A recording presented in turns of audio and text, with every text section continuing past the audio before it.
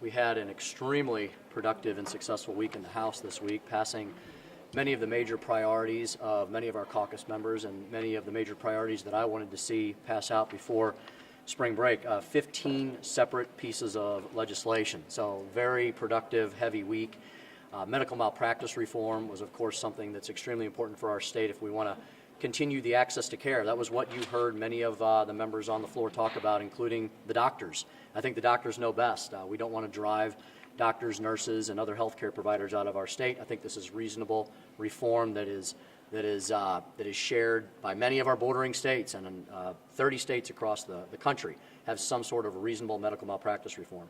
Significant economic development work was done this week, and for the 8th or 10th time, maybe more if you count the special sessions, we here in the Missouri House voted for significant tax credit reform and cuts to our tax credit programs. And we also streamlined a lot of those programs and worked to make some of the incentives we have better. So significant tax credit cuts, significant tax credit reform, and making a positive change in other areas of our economic development system. The border war.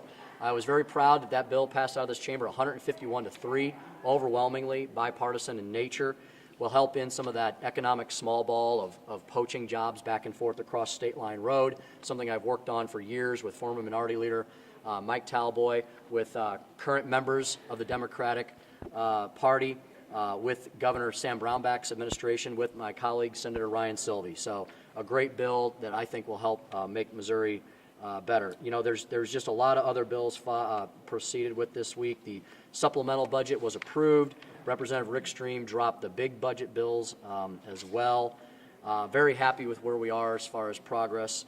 To this point in the session, we've passed a lot of the major priorities over to the Senate to give them sufficient time to review all the legislation and hopefully come up with some final good laws, good proposals by the end of the session.